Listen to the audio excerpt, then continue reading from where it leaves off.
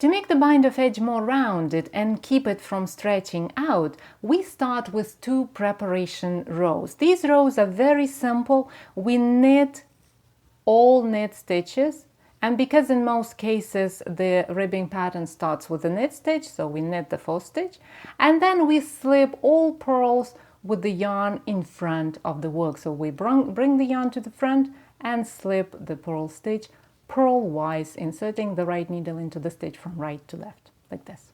And then next knit it, slip the purl stitch with the yarn in front of the work, and do it until you get to the last stitch of this row, and then we purl this stitch as usual.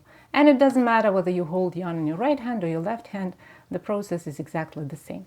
Then we turn the work and do the same thing again for 1 more row. So we knit the knits and slip the purls. This step is optional, you can skip it.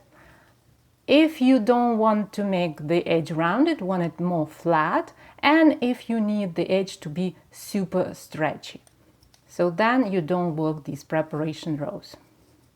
But in most cases you would want to make them, because the edge that is made with preparation rows is nice. It looks more well finished.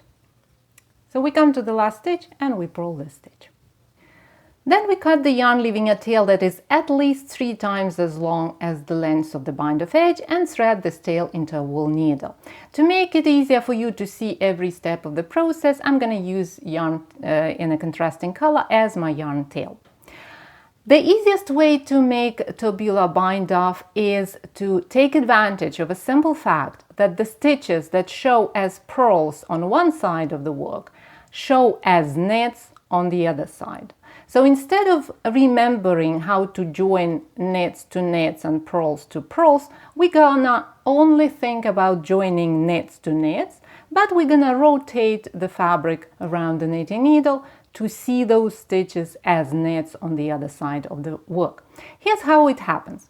The first step is a little bit awkward, because we have to get into this stitch. The first purl on this side of the work that shows as a knit on the other side. So we can do it either from this side, looking at the front of the fabric, by bringing the wool needle to the back of the first stitch and then going into that purl from left to right.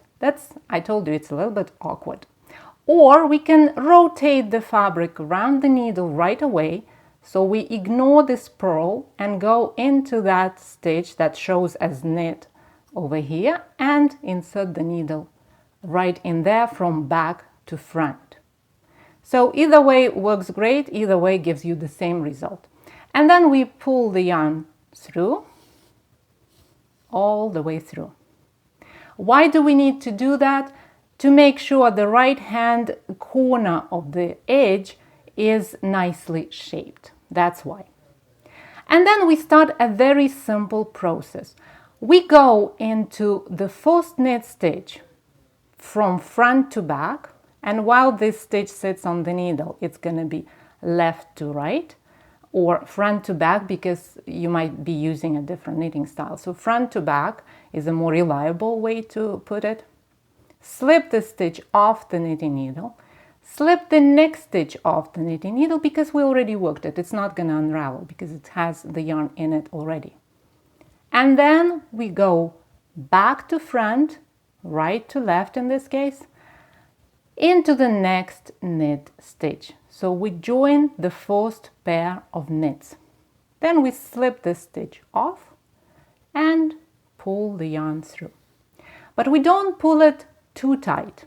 Here's the trick. To make sure the edge flows seamlessly around the fabric, we need to make this strand as long as one leg of an average stitch. So here it's a little bit like embroidery. So we make sure this strand is not too short and not too long. And then what we do after that, we rotate the fabric. So we're going to alternate joining knit stitches on one side of the work with joining knit stitches on the other side. And another thing we're gonna do, we're gonna enter each stitch twice. So in this case, the first knit stitch is gonna be this one. And that's gonna be the second time we go into that stitch. The first time was that awkward first step. So we go front to back into that stitch, and then we go back to front into the next knit stitch as it shows on this side of the fabric. Back to front, like this. Slip the stitch off the needle and pull the yarn through, shaping a nice strand on top of the edge so that the strand looks kind of like a stitch. It does look like a stitch. See, these two strands, they form that V if we look at it this way. So it's like a continuous fabric almost. That's what we are doing with the tubular bind-off. And then we rotate the work again, come to the first side. I won't say it's a right side or a wrong side because ribbing doesn't really have a right or wrong side. So we come to this side and we go into the stitch that we already worked, so to say, the previously worked stitch. We go front to back and then we go back to front into the next stitch. Slip the stitch off the needle and pull the yarn through. See, it's very easy, no confusion. We always deal with knits. We just rotate the fabric here and there. And we go front to back into the previously worked stitch, back to front into the next knit stitch. Then we pull the yarn through and form a nice strand on top. See, it does look like a knitted fabric already. Then we rotate front to back into the previously worked stitch, back to front into the next knit stitch as it shows on this side of the fabric. Pull the yarn through, and see, my tail is a little bit longer than I needed it. And make sure the strand is nicely shaped. Like this one is a little bit too tight, so I'm gonna loosen it a bit. Then rotate front to back into the previously worked knit stitch, back to front into the next knit stitch. And we do it on and on and on. It's actually quite a pleasant, it has a pleasant rhythm, this bind-off method. So when you get into this rhythm, it becomes very easy and a nice way to spend your time, let's say. Especially when you see that you form a beautiful edge that of course is visible because I'm using yarn in a different color, but when the yarn is in the same color, you will see that it kind of the fabric, it looks like the fabric flows around the edge. And to finish off this edge, so remember we took care of the right hand corner, now we're gonna take care of the left hand corner. And we do it very easy. We just go front to back into the last knit stitch over here on this side, and we continue to push the needle until we go front to back into the last purl as it shows on this side of the fabric. So that's going to be our last stitch.